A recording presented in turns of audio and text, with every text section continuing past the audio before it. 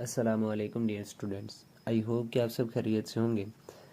تو آج آپ کے سامنے کلاس 9 آرٹس گروپ والوں کے میتھ کے 5ویں چیپٹر کی پہلی مشق لے کر حاضر ہوا ہوں۔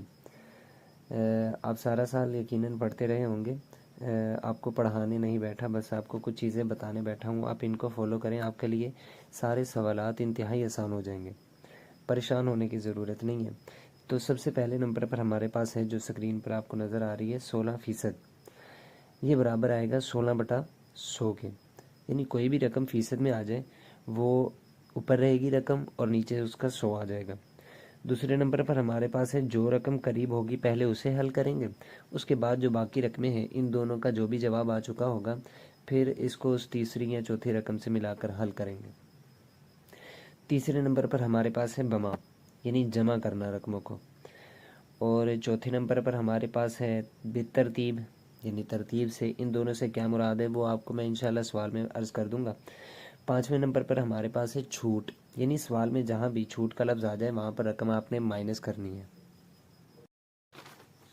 جی عزیز طلباء، تو سب سے پہلے ہمارے پاس سوال ہے، ایک بائی سائیکل کی قیمت 3500 روپے ہے، اگر سیلز ٹیکس کی شرح 16% ہو تو ایسے 50 بائی سائیکلوں کی قیمت پر سیلز ٹیکس معلوم کیجیے۔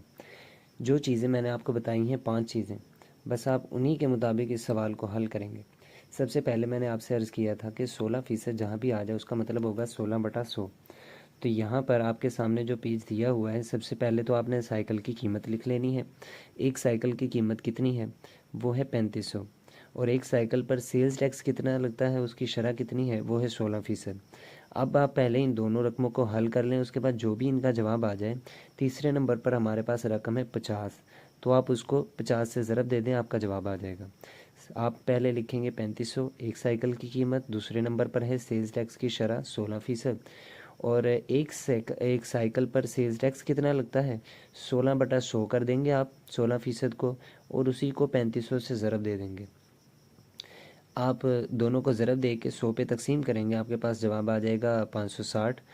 اور اب آپ نے 50 سائیکلوں کی قیمت پر سیلز ٹیکس نکالنا ہے، تو 560 کو آپ 50 سے ضرب دے دیں گے، آپ کے پاس 28,000 اس کا جواب آ جائے گا۔ اور دوسرے نمبر پر ہمارے پاس سوال ہے، اگر ایک ایئر کنڈیشنر کی قیمت بما سیلز ٹیکس 40,000 روپے ہو تو اس پر 16% سالانہ شرح سے سیلز ٹیکس کی رقم معلوم کیجیے۔ مزید ایئر کنڈیشنر کی قیمت بما سیلز ٹیکس بھی معلوم کیجیے۔ تو یہاں پر آپ یاد کیجئے، میں نے آپ کو تیسرے نمبر پر بتایا تھا کہ بما کو آپ نے یاد رکھنا ہے، جس کا مطلب ہے جمع کرنا۔ تو یہاں پر جو بھی جواب آ جائے گا، 2 رقمیں جواب میں ہوں گی، آپ نے آخر پہ ان دونوں کو جمع کر دینا ہے، آپ کا جواب آ جائے گا۔ تو سب سے پہلے 2 رقمیں لکھی ہوئی ہیں، 40,000 اور 16%۔ آپ نے ان دونوں کو آپس میں ضرب دینی ہے، تو آپ اس طرح لکھیں گے، ایئر کنڈیشنر کی قیمت 40,000، سیلز ٹیکس کی شرح 16%، سیلز ٹیکس کی قیمت 16/100 کر دیں گے، اس کو 40,000 سے ضرب دے دیں گے، آپ کے پاس جواب آ جائے گا 6400۔ تو ایئر کنڈیشنر کی قیمت اب آپ نے بما سیلز ٹیکس معلوم کرنی ہے، بما کا مطلب ہے جمع کرنا، تو اس سے 6400 اور اس 40,000 دونوں کو آپ جمع کر دیں گے، آپ کے پاس 46,400 اس کا بھی جواب آ جائے گا۔ اور اب تیسرے نمبر پر ہمارے پاس سوال ہے، 1300 سی سی اور 1600 سی سی 2 کاروں کی بغیر ایکسائز ڈیوٹی کی قیمت بالترتیب، یہ بالترتیب کا آپ لفظ یاد رکھیے گا، اس کا مطلب ہے آپ نے سوال حل کرنا ہے ترتیب سے۔ پہلے 2 رقمیں ہیں، ان کو ترتیب سے یاد رکھنا ہے، 1300 اور 1600 سی سی۔ دوسرے نمبر پر ہے 6 لاکھ روپے اور 8 لاکھ روپے۔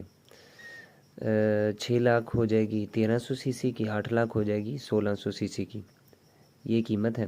اگر ان دونوں کاروں پر ایکسائز ڈیوٹی بالترتیب، یعنی بالترتیب 1300 سی سی پر آئے گا 200% اور 1600 سی سی پر آئے گا 250%، تو دونوں کاروں کی قیمت بشمول ایکسائز ڈیوٹی وہ معلوم کیجیے۔ انتہائی آسان سوال ہے۔ اس میں بھی آپ نے کیا کرنا ہے کہ سب سے پہلے 1300 سی سی کار کی قیمت لکھ لینی ہے، ایکسائز ڈیوٹی کی شرح وہ ہے آپ کے پاس 200%، تو آپ 200% کو 200/100 کر دیں گے، اس کو 6 لاکھ سے ضرب دے دیں گے، آپ کے پاس آ جائے گا 12 لاکھ روپے۔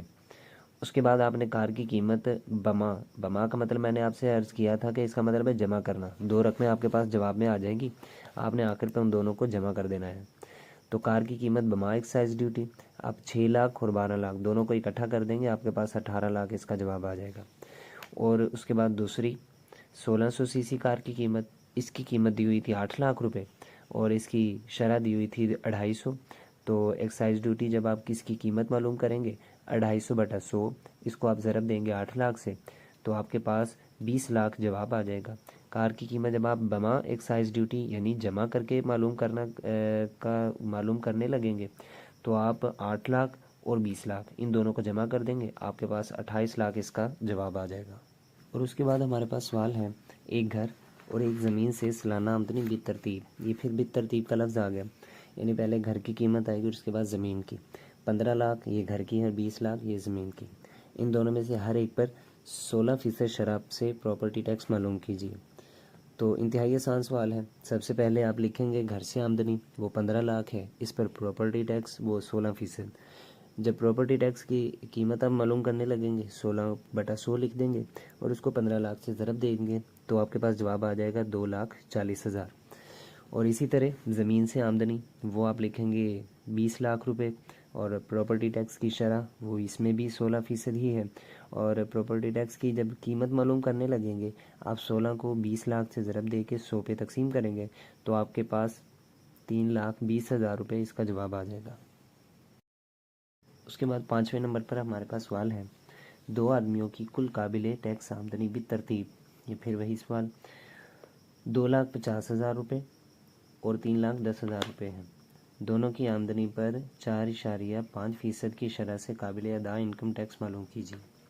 بہت ہی آسان سوال ہے. پہلے آدمی کی آمدنی آپ لکھیں گے 2,50,000 روپے، انکم ٹیکس کی شرح ہے 4.5%. جب انکم ٹیکس کی رقم معلوم کرنے لگیں گے 4.5 کو آپ اسی طرح لکھیں گے اور 100 نیچے لکھ دیں گے، اس کو ضرب دیں گے 2,50,000 سے، آپ کے پاس جواب آ جائے گا 11,250 روپے. اور دوسرے آدمی کی آمدنی 3,10,000 روپے ہے، انکم ٹیکس کی شرح اس میں بھی وہی ہے 4.5%. انکم ٹیکس کی جب آپ رقم معلوم کرنے لگے ہیں تو اس میں بھی وہی کام کریں گے، 4.5 کو 3,10,000 سے ضرب دے کے 100 پہ تقسیم کریں گے، آپ کے پاس 13,950 روپے اس کا جواب آ جائے گا. اور 6 نمبر پر ہمارے پاس سوال ہے، ایک شخص کی کل سالانہ آمدن 4,30,000 روپے ہے. اگر اسے قابل ادا ٹیکس پر 3,000 روپے چھوٹ دی جاتی ہو تو اسے 4.5% کی شرح سے کتنا انکم ٹیکس ادا کرنا ہوگا. میں نے آپ سے یہی کہا تھا کہ ترتیب سے آپ نے رقموں کو حل کرنا ہے، لیکن یہاں پر آپ نے ایک لفظ دیکھا ہوگا قابل ادا ٹیکس، یعنی وہ ٹیکس ادا ہو چکا ہے. تو اس وجہ سے سب سے پہلے آپ 4,30,000 کو 4.5% سے ضرب دیں گے، جو جواب آئے گا پھر 3,000 اس میں سے مائنس کریں گے. تو سوال کی طرف بڑھتے ہیں. سب سے پہلے آپ لکھیں گے کل سالانہ آمدن وہ ہے 4,30,000 روپے اور انکم ٹیکس کی شرح 4.5% اور قابل ادا ٹیکس پر چھوٹ یہ ہے 3,000 روپے. تو انکم ٹیکس کی پہلے آپ رقم نکال لیں گے، 4,30,000 کو 4.5/100 سے ضرب دیں گے، جواب آپ کے پاس آ جائے گا 19,350 روپے.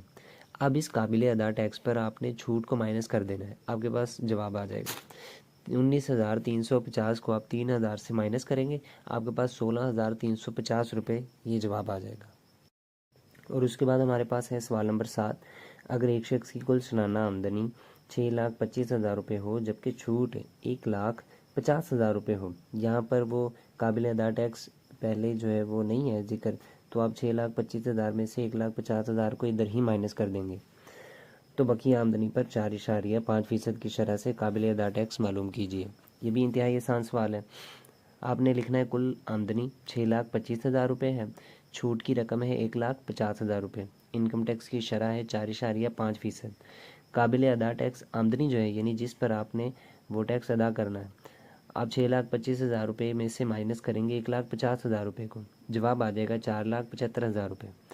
اب انکم ٹیکس جو ہے وہ آپ نے معلوم کرنی ہے اس کی رقم، تو 4,75,000 روپے کو 4.5/100 سے ضرب دیں گے، آپ کے پاس جواب آ جائے گا 21,375 روپے.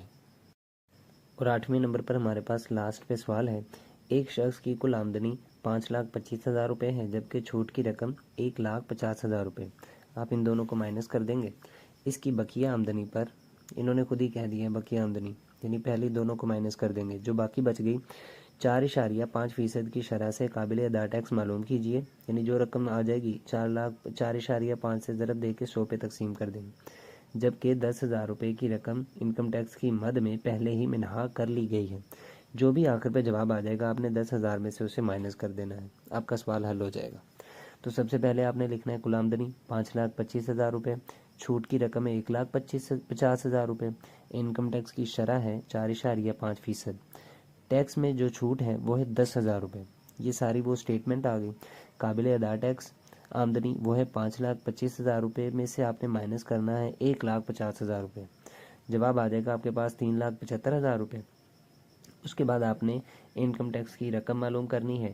3,75,000 کو آپ نے ضرب دینی ہے 4.5/100 سے، تو آپ کے پاس جواب آ جائے گا 16,875 روپے۔ اب اس 16,875 روپے میں سے آپ نے 10,000 کو مائنس کرنا ہے قابل ادا ٹیکس آمدنی، تو یہ آپ کے پاس جواب آ جائے گا 6,875 روپے۔